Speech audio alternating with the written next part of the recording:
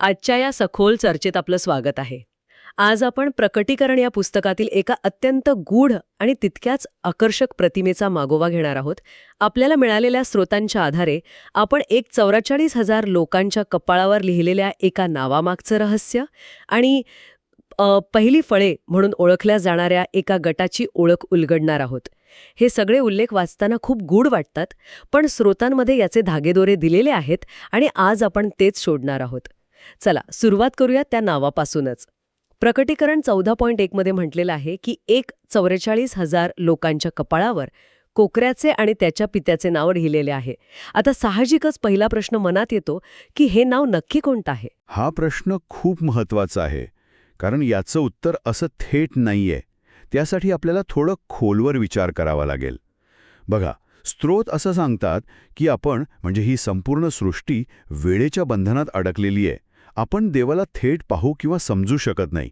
म्हणूनच देव स्वतःला आपल्या नावाद्वारे प्रकट करतो. हे नाव म्हणजे फक्त एक शब्द नाही, तर त्या नावातूनच सृष्टी देवाला ओळखते, त्याच्याशी नाते जोडते. आता गंमत अशी आहे की पित्याचा पुत्र येशू तो स्वतः सृष्टीचा भाग बनून जगात आला आणि त्यामुळे पित्याचं नाव त्याला वारसा हक्काने मिळालं. म्हणूनच स्रोतांमध्ये अशी शक्यता वर्तवली आहे की कोकऱ्याचं आणि पित्याचं दोन्ही नाव एकच असू शकतं आणि ते नाव आहे येशू. एक मिनिट थांबा, हे थोडं गोंधळात टाकणारं आहे. स्रोत म्हणतायत की कोकऱ्याचं आणि पित्याचं नाव एकच असू शकतं, येशू. सामान्यपणे आपण पित्याला येशू म्हणत नाही. यामागे नक्की काय तर्क आहे हे जरा सोपं करून सांगाल का? नक्कीच. यासाठी आपल्याला या नावांच्या मूळ अर्थाकडे जावं लागेल. जुन्या करारानुसार देवाचं नाव आहे यहोवा. याचा मूळ हिब्रू भाषेतला अर्थ आहे जो आहे तो किंवा मी जो आहे तोच राहीन. हे नाव देवाचं शाश्वत अस्तित्व दाखवतं. आता येशू या नावाकडे वळूया. येशू हे नाव यहोशवा या नावाचं संक्षिप्त रूप आहे आणि त्याचा अर्थ आहे यहोवा तारण आहे. आता हे दोन्ही अर्थ एकत्र जोडून बघा.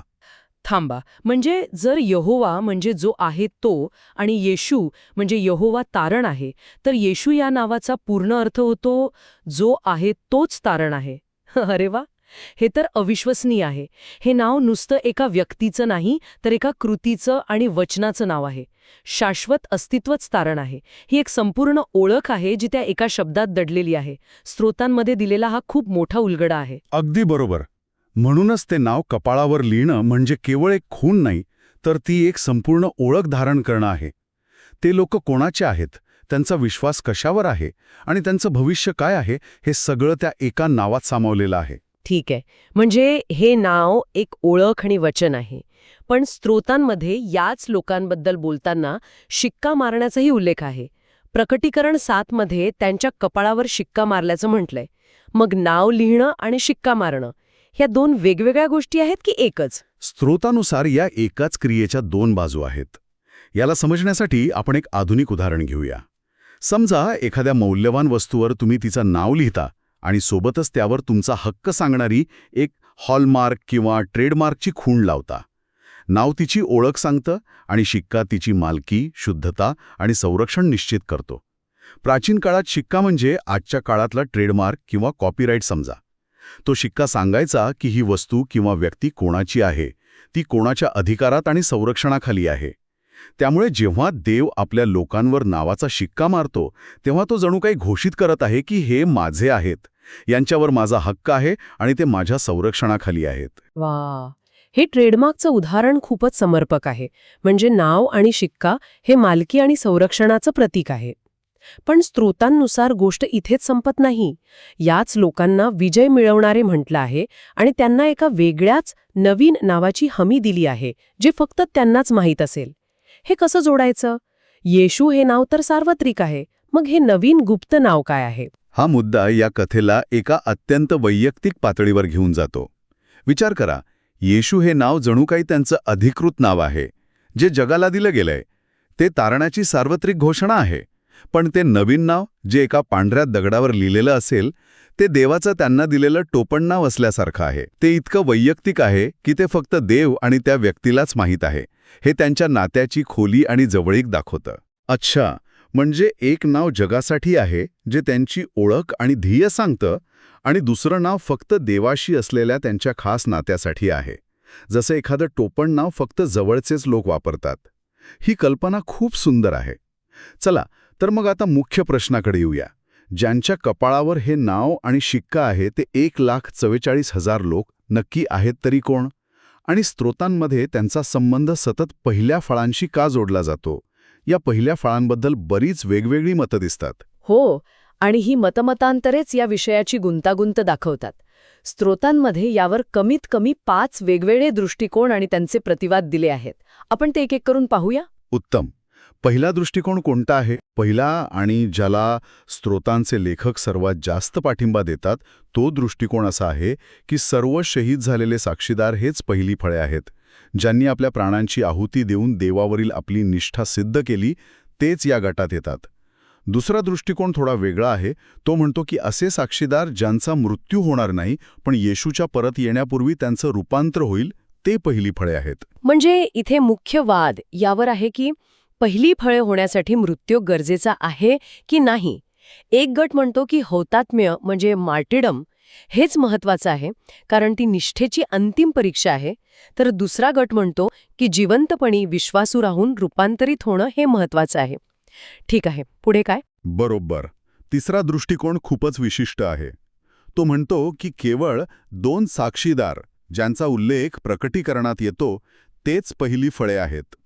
पण यावर स्त्रोतांमधील प्रतिवाद असा आहे की त्या 2 साक्षीदारांची भूमिका एका विशिष्ट काळात भविष्यवाणी करण्यापुरती मर्यादित आहे. ती संपूर्ण गटाला लागू होत नाही. चौथा दृष्टिकोन म्हणतो की ज्या 1,44,000 लोकांवर शिक्का मारला आहे तेच पहिली फळे आहेत. हे तर सरळ वाटतंय, पण यातही काहीतरी अडचण असणारच आहे. अडचण अशी आहे की याच 1,44,000 लोकांना मानवांमधनं खंडणी भरून घेतलेले पहिले फळ म्हटलेले आहे. पण त्याचवेळी त्यांना शेवटच्या काळातले पहिले फळ मानलं जातं. याचाच अर्थ त्यांच्या आधी ही पहिली फळे अस्तित्वात होती. त्यामुळे हा गट म्हणजे पहिल्या फळांचा शेवटचा हप्ता असू शकतो पण संपूर्ण गट नाही. आणि पाचवा दृष्टिकोन म्हणतो की शहीद झालेल्या साक्षीदारांपैकी फक्त काही निवडक लोकच पहिली फळे आहेत.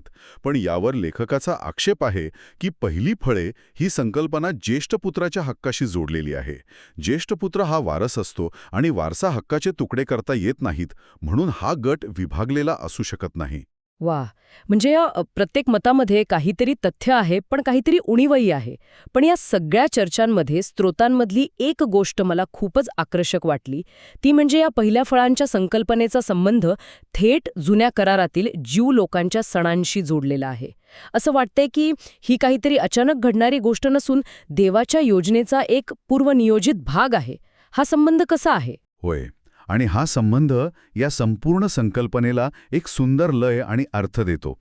स्त्रोतांनुसार देव जणू काही 3 टप्प्यांमध्ये कापणी करत आहे आणि हे 3 टप्पे 3 मोठ्या सणांशी जुळतात. पहिली कापणी होते पहिल्या फळांच्या सणात म्हणजे फेस्टिवल ऑफ फर्स्ट फ्रूट्स. या सणात जवाची म्हणजे बार्लीची कापणी व्हायची.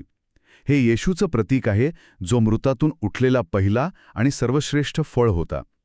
तो संपूर्ण मानवजातीच्या तारणाच्या कापणीची सुरुवात होता. ठीक आहे, म्हणजे येशू ही पहिली कापणी झाली, बरोबर.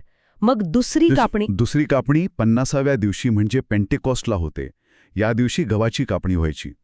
हे त्या सर्व विश्वास राहणाऱ्यांचं प्रतीक आहे ज्यांना पवित्र आत्मा मिळाला आणि जे देवाच्या कुटुंबाचा भाग बनले.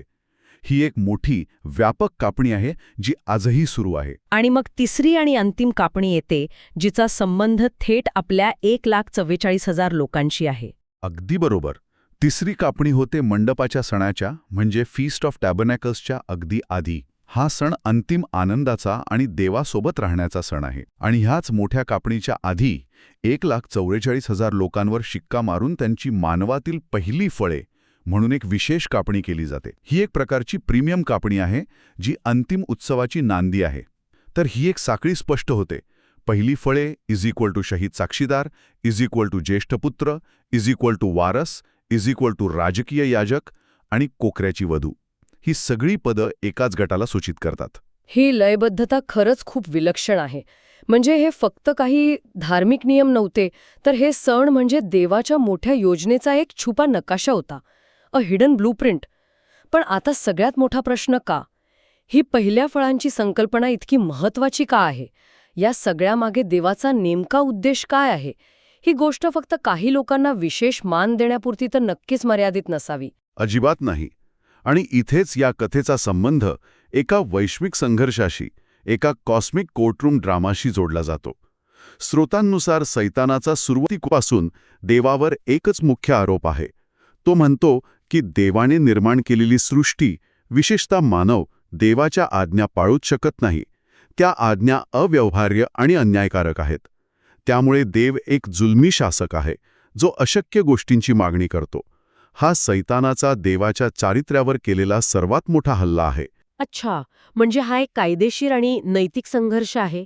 मग यात पहिली फळे कुठे येतात? ते या संघर्षाच्या केंद्रस्थानी आहेत.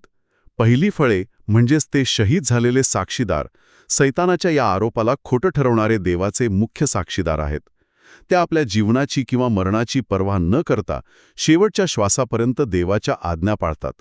त्यांच्या कृतीतून ते संपूर्ण विश्वाला दाखवून देतात की देवाच्या आज्ञा पाळणे शक्य आहे आणि त्या प्रेमावर आधारित आहेत, जुलमावर नाही. त्या सैतानाचा सर्वात मोठा युक्तिवाद त्याच्याच समोर मोडून काढतात. म्हणजे त्यांचं जीवन आणि मरण हे देवाच्या बाजूने दिलेलं एक निर्णायक साक्षीपत्र आहे, एक टेस्टिमोनी. ते फक्त स्वतःच्या तारणासाठी जगत नाहीत, तर ते देवाच्या चारित्र्याच्या रक्षणासाठी लढत आहेत. वाव! आणि या सिद्धतेचे अंतिम परिणाम काय होतात? याचे परिणाम खूप दूरगामी आणि वैश्विक आहेत. पहिला, या साक्षीदारांच्या आज्ञापालनामुळे देवाचं प्रेम आणि त्याचा न्याय हे दोन्ही एकाच वेळी सिद्ध होतात. दुसरा, सृष्टीला जी स्वतंत्र इच्छा दिली होती ती सार्थकी लागते, कारण ह्या लोकांनी स्वतंत्र इच्छेचा वापर देवाच्या बाजूनी केला. तिसरा, यानंतरचं महाप्रायश्चित्ताची प्रक्रिया सुरू होऊ शकते, कारण आता देवाच्या न्यायावर कोणीही प्रश्नचिन्ह उपस्थित करू शकत नाही. आणि चौथा आणि अंतिम परिणाम म्हणजे सृष्टीतून पापाचा कायमचा नाश करण्याचा मार्ग मोकळा होतो. म्हणूनच हे पहिली फळे पहिल्या पुनरुत्थानात उठवले जातात, 1000 वर्षांच्या राज्याचे वारस बनतात आणि येशूच्या अधिपत्याखाली याजक म्हणून राज्य करतात. त्यांची भूमिका केवळ वैयक्तिक नाही तर वैश्विक आहे. आजची चर्चा खरंच डोळे उघडणारी होती. आपण पाहिलं की कपाळावर लिहिलेलं येशू हे नाव केवळ एक ओळख नाही, तर ते तारण, मालकी आणि अधिकाराचे एक शक्तिशाली प्रतीक आहे. जो आहे तोच तारण आहे, या एका वाक्यात सगळं सार दडलेलं आहे. आणि पहिली फळे म्हणजे केवळ काही निवडक भाग्यवान लोक नाहीत, तर ते शहीद साक्षीदार आहेत, जे स्वतःच्या जीवनातून देवाच्या आज्ञांची सत्यता सिद्ध करून सैतानाच्या खोटेपणाला उघड करतात आणि देवाच्या मोठ्या वैश्विक योजनेला पुढे नेतात. अगदी. आणि या सगळ्या चर्चेतून एक महत्त्वाचा प्रश्न निर्माण होतो, ज्यावर विचार करायला हवा. आपण पाहिलं की येशू हे नाव तारणाचं सार्वत्रिक आणि अधिकृत नाव आहे, जे संपूर्ण जगासाठी एक घोषणा आहे. पण स्रोतांमध्ये त्या नवीन नावाचाही उल्लेख आहे, जे पांढऱ्या दगडावर लिहिलेलं असेल आणि ते फक्त मिळवणाऱ्यालाच माहीत असेल. मग हा प्रश्न विचार करण्यासारखा आहे. जरी संपूर्ण कथा देवाच्या चारित्र्याला वैश्विक स्तरावर सिद्ध करण्याची असेल, तर मग हे वैयक्तिक, गुप्त नवीन नाव देव आणि प्रत्येक विजय मिळवणाऱ्या व्यक्तीमधील त्या अद्वितीय आणि खास नात्याबद्दल काय सांगत असेल? या वैश्विक कथेच्या अत्यंत वैयक्तिक पैलूंवर आणि प्रत्येक व्यक्तीच्या अद्वितीय महत्त्वावर विचार करायला लावणारा हा प्रश्न आहे.